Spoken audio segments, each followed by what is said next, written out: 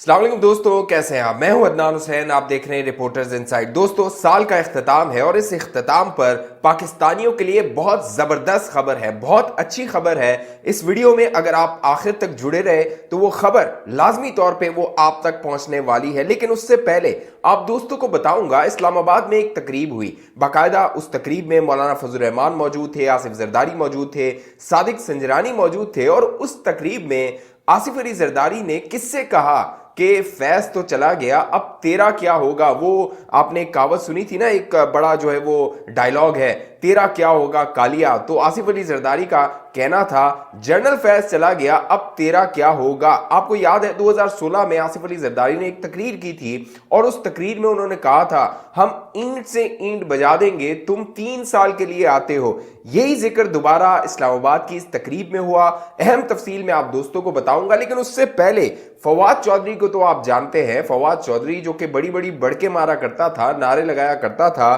اب فواد چودھری کو بھگتنا پڑ رہا ہے۔ وہ کچھ بھگتنا پڑ رہا ہے جو فواد چودھری نے اپنے مخالفین کے ساتھ کیا تھا جب وہ وزیر اطلاعات ہوا کرتا تھا۔ آپ کو یاد ہے بڑی پریس کانفرنس کیا کرتا تھا اور اس طرح کی فرونیت ہوتی تھی ان کے لہجے میں کہ اور اپنے مخالفین پر اس طرح کے یہ الزامات لگاتے تھے، ان کو القابات دیتے تھے۔ مریم اورنگزیب کے لیے گھٹیا زبان کی فواد چودھری استعمال کیا کرتا تھا، مریم نواز کے لیے، دیگر جو اپنے مخالفین ہیں ان کے لیے یہ گھٹیا زبان استعمال کیا کرتا تھا۔ لیکن اب اس کے ساتھ جو کچھ ہو رہا ہے، پہلے میں اپنی ویڈیوز میں کہہ چکا ہوں آپ دوستوں کو، یہ مکافات عمل ہے۔ اگر کوئی سمجھ رہا ہے کہ ان کے ساتھ جبر ہو رہا ہے، ان کے ساتھ ظلم ہو رہا ہے، ان کے ساتھ انتقام ہو رہا ہے، تو یہ نہیں ہو رہا۔ انہوں نے جو کیا تھا وہی اب بھگت رہے ہیں، اور اب ان کے ساتھ جو ہو رہا ہے وہ آنے والے وقت میں کس کے ساتھ ہوگا یہ وقت بتائے گا۔ لیکن اب معاملہ یہ ہوا ہے کہ احتساب عدالت نے سابق وزیر فواد چودھری کا کرپشن کیس میں مزید 6 روز کا جسمانی ریمانڈ منظور کر لیا ہے۔ پہلے فواد چودھری پہ مختلف ایف آئی آرز درج ہوئی تھیں، جیلم میں جو ہے وہ 2 ایف آئی آرز درج ہوئی تھیں، پھر اسلام آباد میں ایک مقدمہ درج ہوا تھا۔ اب جو ہے وہ ان کے خلاف نیب نے کرپشن کا ایک مقدمہ کھول دیا ہے، اس میں 6 دن کا ان کا جسمانی ریمانڈ ہو گیا ہے۔ اسلام آباد کی احتساب عدالت کے جج محمد بشیر نے فواد چودھری کے خلاف جیلم میں تعمیری منصوبوں میں خرد برد کا کیس کی سماعت کی، جس سلسلے میں نیب نے 10 روزہ جسمانی ریمانڈ مکمل ہونے پر سابق وزیر یعنی فواد چودھری کو عدالت میں پیش کیا، جبکہ فواد چودھری کی جانب سے ان کے وکیل فیصل چودھری دلائل دے رہے تھے۔ اب دلچسپ بات یہ ہے کہ فواد چودھری کو جس جج کی عدالت میں پیش کیا گیا اس کا نام ہے محمد بشیر۔ یہ محمد بشیر صاحب جو ہیں یہ 2012 سے 3 سال کے لیے آئے تھے، یہ جج ہیں، لیکن بڑے بڑے جو سیاسی مقدمات ہوتے ہیں وہ ان کی سماعت کرتے ہیں۔ یہ محمد بشیر وہی شخص ہے جس نے نواز شریف صاحب کو سزا سنائی تھی، مریم نواز صاحبہ کو سزائیں سنائی تھی، اور اس وقت جو اسٹیبلشمنٹ تھی وہ اس محمد بشیر کو جو ہے وہ شریف خاندان کے خلاف، نون لیگ کے خلاف استعمال کر رہی تھی۔ اور اس وقت فواد چودھری ڈٹ کے کہتا تھا بڑا زبردست جج ہے، بڑے زبردست فیصلے کر رہا ہے، اور جو احتساب عدالتیں ہیں انہوں نے نواز شریف کو جو ہے وہ کنوکٹ کر دیا، سزائیں دے دی۔ یہ جو فواد چودھری تھا تعریفیں کیا کرتا تھا اس جج کی، اور اب اسی جج کی عدالت میں اس کو پیش ہونا پڑ رہا ہے۔ دوران سماعت نیب پروسیکیوٹر نے کہا پہلے 14 روزہ جسمانی ریمانڈ مانگا تھا تو 10 روزہ جسمانی ریمانڈ ملا تھا، بینکنگ ریکارڈ منگوایا ہے جس پر خرد برد کا شک ہوا ہے، کانٹریکٹر کو بھی 2 جنوری کو طلب کیا گیا ہے۔ نیب پروسیکیوٹر نے کہا 16 میں سے 8 کنال کی زمین فواد چودھری کے نام کی گئی،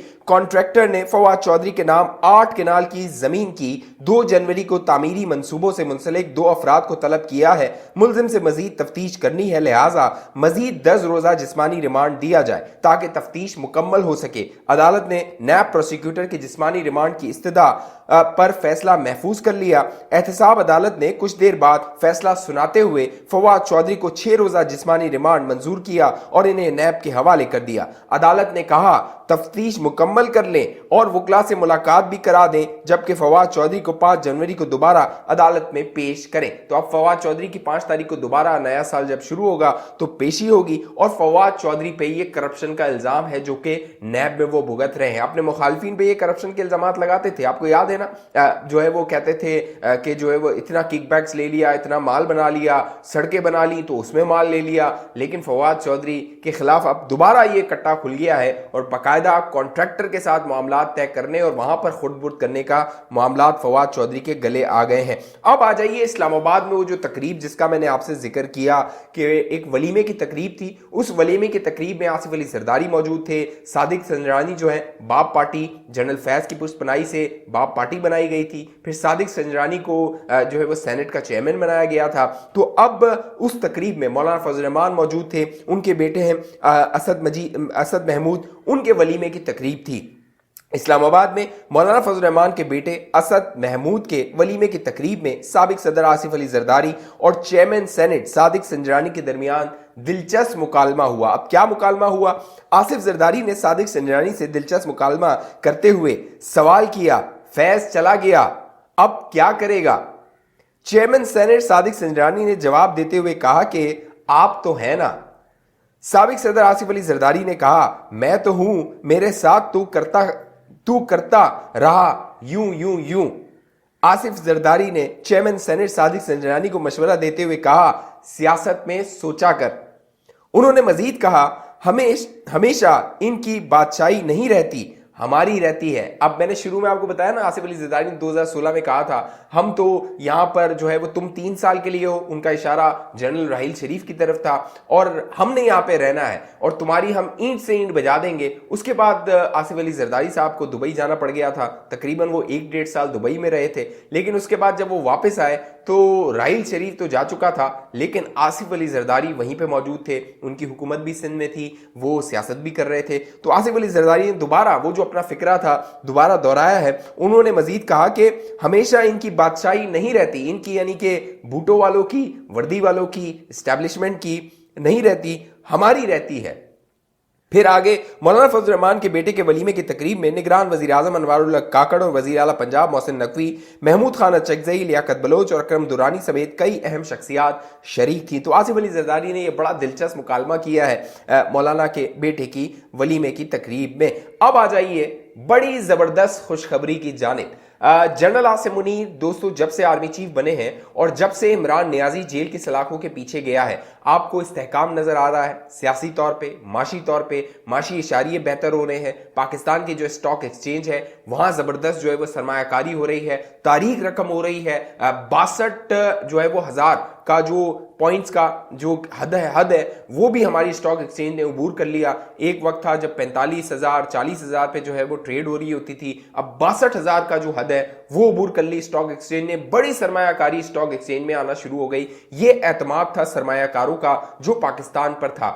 ساتھ ساتھ جو ڈالر ہے اس کو کنٹرول کیا گیا، ڈالر کی جو قدر تھی وہ کم ہوئی، روپیہ جو ہے وہ مضبوط ہوا۔ اور اب جب سال کا اختتام ہے تو خبر یہ آ رہی ہے کہ جب نیا سال شروع ہوگا اور یہ معاشی اشاریے مزید بہتر ہوں گے، سیاسی استحکام آئے گا۔ اگر عمران نیازی جیل میں رہتا ہے، عمران نیازی جس دن باہر آ گیا دوستو، پاکستان کا بیڑا غرق ہو جانا ہے۔ پاکستان کی وہی جو تباہی کا سلسلہ اس نے شروع کیا ہوا تھا وہ وہیں سے دوبارہ شروع ہو جانا ہے۔ اس نے کہنا ہے یہ چور ہیں، یہ ڈاکو ہیں، یہ لٹیرے ہیں، یہی اس نے جو ہے وہ راگنی الاپنی ہے۔ یہ جو آپ کو بہتری نظر آ رہی ہے معاشی اشاریوں میں، یہ آپ کو جو ہے وہ دوبارہ ریورس ہوتے ہوئے نظر آ جائے گی۔ اب معاملہ یہ ہوا ہے کہ سال کے آخری کاروباری دن اسٹاک مارکیٹ کا گراف بلند جبکہ روپیہ مستحکم رہا۔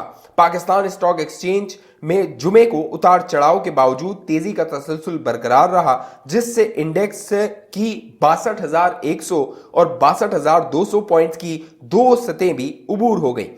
ماہرین کا کہنا ہے کہ کرسمس کی تعطیلات کی جنوری کے پہلے ہفتے کے اختتام پر غیر ملکی سرمایہ کاری کی ممکنہ آمد اور اگلے ماہ مہنگائی کی شرح میں قدرے کمی کی پیشن گوئی کی جا رہی ہے۔ سرمایہ کاروں کی جانب سے تازہ سرمایہ کاری کے باعث سال کا اختتامی سیشن تیزی کے ساتھ بند ہوا۔ سال کے اختتامی دن میں ڈالر کے مقابلے میں روپیہ تگڑا ہوا۔